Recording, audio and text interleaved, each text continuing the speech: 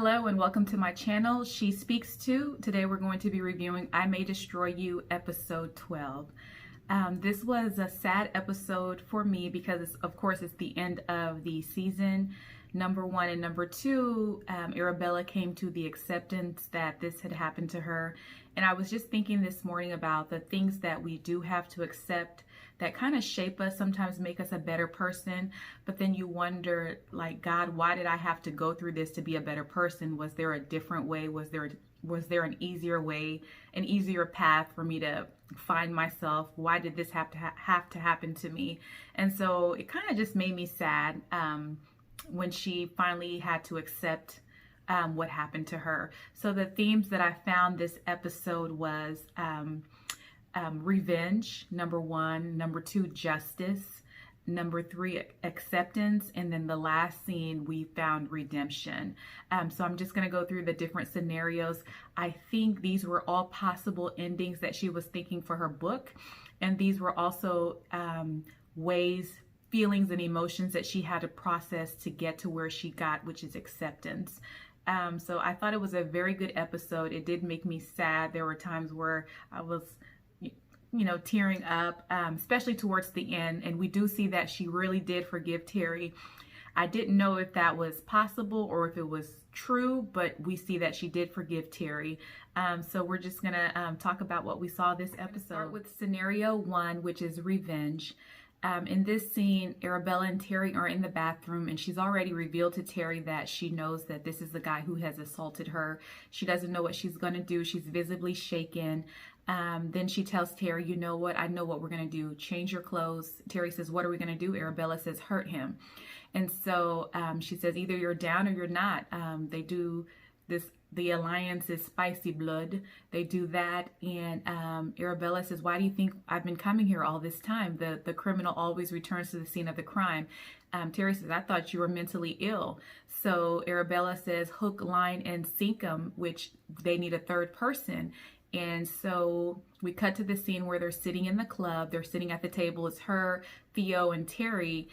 They're watching David, who is going by Patrick in some of the scenes. They're watching him at the bar, and Theo just wants to know what pocket he keeps the drugs in.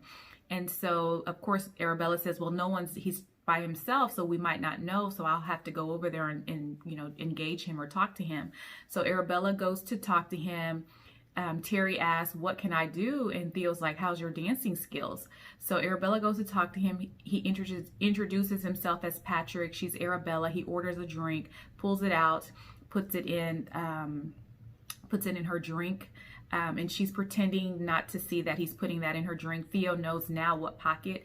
Theo walks up. Then we see Terry going to Michael, the friend, to be the decoy. She's giving him a lap dance, and she says crouching tiger, hidden dragon, or something like that. She's being all extra, and this is one of the times that Terry is much needed. And so she's giving the friend a lap dance. Theo goes to the bathroom. She's drawing up the meds in a syringe. And so she's just waiting in the bathroom. So Arabella is not drinking. She's throwing her drink over her shoulder. Then she drinks some. You actually see her spit it out on her dress. So Theo is waiting. So when he sees Arabella is staggering, he says, well, this is what he's done so many times. He knows when it's time. So he takes Arabella to the bathroom, like he's done probably many times to many different women.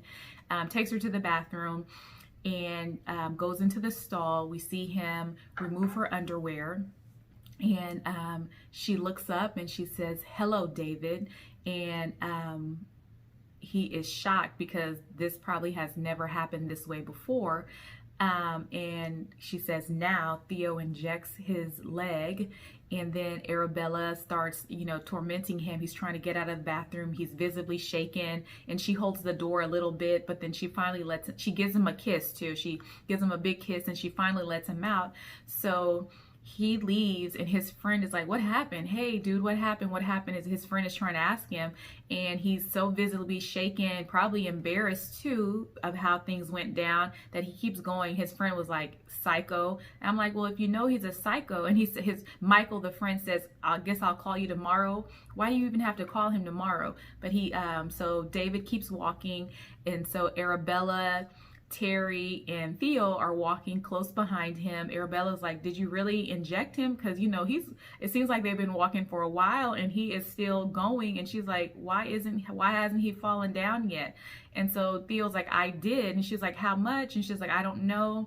Well, I don't want him. What if the ambulance is called? And Theo and Terry both were like, he could die for all we care. She's like, but he has my underwear. So now they have to get the underwear. They follow him. And Arabella's still questioning if he's drugged, and Theo's like, he can't hear us, and she's like, oh yeah, that's proof enough. So he finally falls and they go over him. She gets her underwear. Theo is helping her, and she says, no, I want to see his penis. You know, he saw my privates, I want to see his. So when she grabs it, then it looks like he wakes up and she squeezes. So then Theo uses Arabella's underwear around his neck to choke him, which was very interesting because this is something he removes from women to assault them, their underwear, their barrier, and this same instrument is used to assault him. So I thought that was very symbolic. What he uses against people has now been used on him. So Theo chokes him with that, and Arabella looks like she just has this built-up rage, and once she starts punching him, she can't stop. She just knocks him out, just keeps hitting him. He's bloody. Terry is watching in shock. So Theo says, I think I know where he can go. So this implies that all of them are going to take him somewhere, but then we cut to a bus scene, and this is very reminiscent of what he did to Arabella. So I don't feel any sympathy for him. So when Arabella was in that taxi scene and she was out of it, and you're wondering, well, how come we can see it as a viewer and this taxi driver doesn't say, hey, does she need help? What's going on? But he just drives them to the next location. So this scene is very reminiscent. Here's a bloody David in the bus with Arabella, can't keep his head. I don't know if he's dead at this point, can't keep his head up, and there's an older woman watching, and Arabella's like, you know, just smiling with her, and the older lady said, you know, boys will be boys, and that's exactly how he treated Arabella. So I had no sympathy for that scene. I actually thought it was quite funny. And so Arabella takes him to her apartment, puts him under her bed, and we can see the blood seeping out. And then she begins to write, and then she sticks some sticky notes after it says Ben in the garden, then some sticky notes, and then she pulls them down, and then she goes back in the garden. Ben is there, and then they have this kind of Groundhog Day conversation. But this time she was like, he says, where are you going? You know, he says something about the birds being loud. You going to your usual place, Eagle Death Bar? And she says, yeah. Do you want to come? And this time she's like, I mean, if you want to, you know, the energy is low. She's like, yeah, the invitation still stands. And then we cut. In the first scenario, we see that Arabella was able to get her revenge and get that rage out that a lot of victims feel and don't have the opportunity to. And so this was one way to end her book. This was one way to end her story with herself, with her emotions. But then we see that she definitely doesn't end there. She goes to scenario two. Scenario two, they're once again in the bathroom, and Arabella has revealed to Terry that she sees the guy who assaulted her.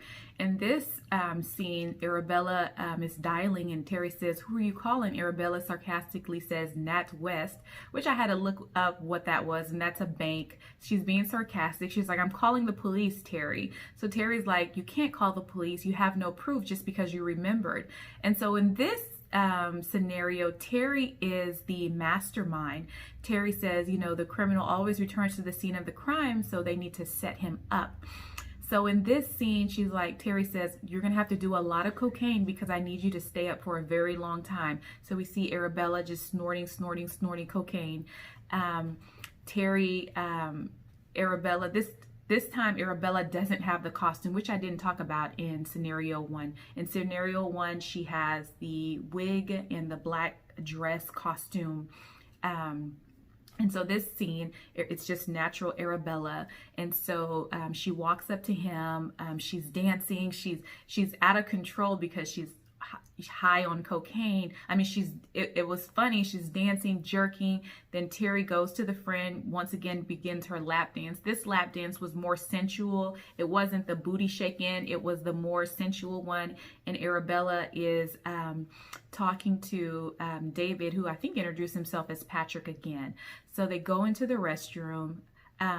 Well, first he gives her drinks. This time she drinks it because the cocaine, I guess, was to counter effect that. When she starts staggering, they go back to the bathroom. Same thing. He begins the process that he always does. When they go downstairs, then you see Terry is upstairs calling the police.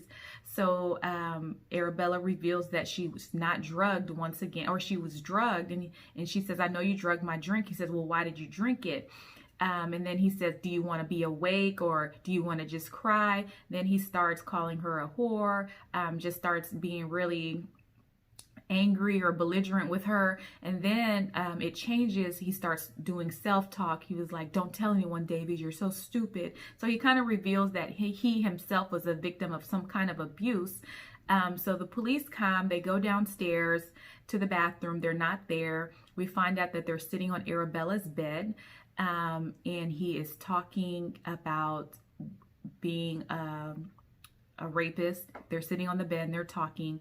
And he says, I had to do counseling. It was mandatory in prison. And she was like, what were you there for? He's like, only rape, like only that. And then he reveals that he was there for many different types. So in this scenario, it seems like he represents all of the people that do that. And so he says, I don't even know why you're here, why you're being kind to me, why you even allowed me on your bed. And so she's looking at him. And then we hear sirens. The police are coming. And then the police are coming. And then he says, please don't leave me, promise me. So they stand up. She hugs him. And the police arrest him. In this scenario, there was also a pink hair Arabella dancing when she was dancing really crazy. Someone that represented Arabella was also in that scene. Probably the party girl. There were different Arabellas, and so this one was the pink haired. And so this scene, we see that she had compassion for her assaulter, which I don't think I've gotten to that level of compassion yet. But in this scene, in this scenario, she did get justice. But she showed him compassion. It was cringeworthy. I cringed when he fell on her sobbing in the bathroom scene and then I guess she put her arm around him. I just cringe. I have not reached that. And I think, like I said, these are different ways her book could have ended or different emotions that she's processing after the assault. After the police take him away, we see her begin to write again. And then we still have the post-it note, which is the end point, but then she writes more and sticks it up on the wall. She pulls it down, goes into the garden, and sees Ben, and they have that same Groundhog Day conversation. Then we go into scenario 3, and scenario 3 is all about acceptance and moving forward. We see her in the bathroom talking to Terry, not revealing anything that she knows who the assaulter is. We see a woman walk into the bathroom. Arabella opens the stall, and it's the lady that was talking to her after she had told the cops about her sexual assault.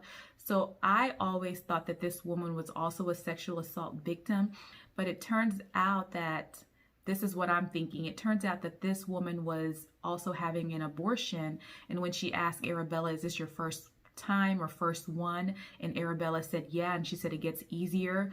I always thought she was talking about sexual assault. Turns out this woman was probably somewhere at the abortion clinic, and that's where Arabella went after the assault. So she opens the bathroom stall, the lady's in there. Terry's talking about the fact that I think the 2 men that I had the threesome with in Italy tricked me. And I'm like, you still think, Terry? I mean, it's been revealed to you by Kai. I thought when you looked out the window, you could see them laughing and talking. But she's still saying she thinks, and that she's going to attend Theo's class. You think that would be a good idea, or will Theo have me? And Arabella was like, yeah, you guys could probably be friends. And she's like, well, let's not go that far. And so we see that Arabella and Terry go to the club, and this time the club is like bright daylight. It's not dark. There's hardly anyone there, and now there's a role reversal. So Arabella walks up to David, and she's like, "How are you? What are you drinking?" He's like, "Oh, I'm drinking this, thank you." And he's almost like the female. And then Terry goes to David's friend Michael, whispers something in his ear, and we don't see them for a little bit. So Arabella's talking to David. They order drinks, and then a purple hair representation of Arabella serves them the drink. And then she whispers something in his ear. They go to the bathroom. Then we see, as they're walking to the bathroom, Terry is getting a dance by David's friend. He's playing the role of the woman. He's dancing for her. So this is all about role reversal and control. Even the stall that Arabella and David go in, the male, there's a male and a female symbol. There's one head, the female is here on top, the male is on the bottom. That's something I noticed in this episode. So they're in the bathroom, they start kissing. Then they go to Arabella's apartment, and they're very androgynous. He's kneeling, she's kneeling. You can't see any genitalia, very androgynous. They start kissing, start having sex. He's on top, but then the roles change. She's actually on top of him, penetrating him. And then they go to bed, and they wake up, and he says, "Did you think I was going to creep out during the night?" And she says, "No." And he says, "You have to tell me to go." Meaning, in order to get rid of this, it doesn't just pass. It doesn't just go away. You have to make a conscious effort to release these demons. And she says, she looks at him and she says, "Go." So he smiles. He gets up to go. Then we see the body of him get up to go also. And then the body is walking with the ultrasound that she was given at the abortion clinic. He's taking that. So those were some of the last things that were left after her assault. And he can take that too. She's already got rid of the clothes, but he can take that, and he's leaving. And so this scene, she's accepted, she's taken her control back. She's accepted what happened to her. And there's always like this sadness. I feel like her even with the growth of her character, I feel like the growth has a little sadness, and that's life. You grow, you learn, we retain certain things, and as we grow older, with the experiences we have, we're not as happy-go-lucky. There is some sadness, so I could feel that in this episode. So the two Davids leave the room. She writes and then pulls it down, goes to the garden with Ben, and Ben says, they have the same conversation, but this time he says that bird is loud. And she's like, and she says something that she hasn't said in any of the other scenes. She says, I wonder where it's coming from. She actually pays attention to him. And then he says, "Are you going to the bar?" And she's like, "Nope, I think I'm done with that." And she's like, "What about Kurds? Do you want to watch Kurds?" And first she gives him a hug, and he said, "What's that for?" And she says, "You want to watch Kurds?" Which is what they were watching in the earlier episodes. It's like a German animation. And so he's happy. He has so much energy that she's going to stay home with him. He jumps in the kitchen. I think he's washing his hands. Then we cut to Arabella. No, we cut to them watching, I don't know which one happens first, but we cut to them watching Terry's commercial. There's Kai, there's Kai and Terry, there's Theo, there's Kwame, and Terry has this commercial. It looks like it's for a mobile network or carrier, and she's a featured person, like the main actress, which is a big deal. And they're watching her. Everyone's really proud of Terry. We see Arabella and Terry sitting on the bed. Arabella's book is done, finally done, and which is a good thing. Like, we're all excited. We're rooting for her. We wanted this to happen. The cover of the book is, I remember when the therapist told her, she's up here, there's a line, and these are all her problems that she hides and she doesn't deal with. And then what she did that day was connect all those lines. And so that is the cover of her book. She's telling Terry, I have a gift for you. Terry opens it, and it's the book, and it's dedicated to Terry, her best friend, which so that shows that she really did get over what Terry did to her. And she has no ill will. She wouldn't have dedicated this book to Terry. Then we see Arabella sitting with the girl from the publishing office with Susie Henney. They're at like a bookstore, and this is redemption. She was able to publish her book independently. And she's having a book reading. She's going to read the intro, and they're introducing the book. The book is called January 22nd, which is the day that the assault happened. And so, you know, we see redemption. Not only was she able to finish her book, she was able to get it published. She didn't have to go to Henney House. Looks like this book is going to be a big deal. And they said, okay, we're going to let Arabella, there's my daughter, we're going to let Arabella read this book. And so she starts reading, and it cuts to the beach scene where she has the purple hair. And then she smiles and walks up to the beach. This is not the happy Hollywood ending that I think we're all used to, but it is a real representation of what happens in real life. The series took us on a lot of turns and bends. It wasn't just a straight movement towards redemption to where we see now. It wasn't an easy path. I am truly saddened that this series is over. I thought it was excellent. There were times that I was frustrated with Arabella in her healing, and the different ways she was being self-destructive. But I think that the Arabella we see now is a more mature Arabella.